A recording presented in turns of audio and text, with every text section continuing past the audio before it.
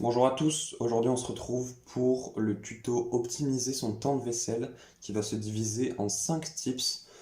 Et donc on va directement commencer sans plus attendre avec le premier, ça va être tout simplement l'échauffement. Il est assez important de s'échauffer les poignets avant une session de vaisselle, ce qui va permettre à la fois de minimiser les risques de blessures, mais aussi et surtout d'avoir des mouvements, excusez-moi, plus précis et plus rapides.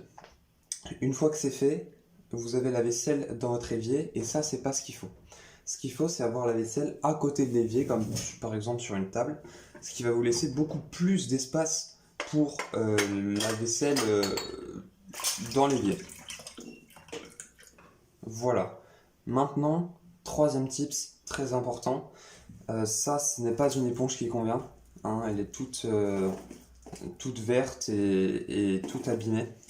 Là, on est sur une éponge de bien meilleure qualité, de bien meilleure facture aussi. Et ça se ressent tout de suite dès la prise en main et dès qu'on va commencer vraiment la vaisselle dans le dur. Et justement, c'est ce qu'on va faire. Quatrième tips, ça va être les mouvements circulaires. Je vais vous montrer. Alors, déjà, évidemment, il faut mettre du liquide vaisselle. Ça, je pense que normalement, tout le monde a à peu près ce tips. J'aurais pu dire qu'il y avait 6 tips en rajoutant ça, mais non. Voilà, ça c'est un mini tip si vous voulez. N'hésitez pas à étaler le liquide vaisselle sur votre éponge, histoire que ce soit diffusé de manière homogène sur toute la partie verte de votre éponge. Et ensuite, vous pouvez directement effectuer des mouvements circulaires comme ça. Et en fait, faire des mouvements circulaires, ça va à la fois vous permettre d'aller beaucoup plus vite.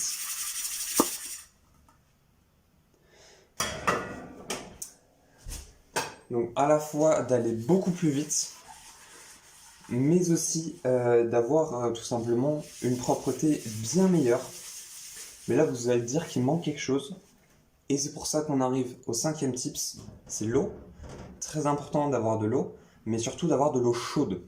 En effet, scientifiquement, si on met l'eau très chaude, d'une part, ça va sécher plus vite, d'autre part, ça va mieux nettoyer, mais surtout, l'eau va être tellement chaude que ça va vous brûler les mains et du coup, vous allez vite, aller très très vite dans vos mouvements.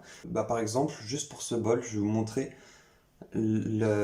comment marchent tous ces tips. Du coup, on a pris notre bol qui était sur la table. J'ai oublié de dire qu'il fallait s'échauffer avant. On a mis de l'eau chaude, on a mis le liquide vaisselle sur l'éponge et mouvement circulaire.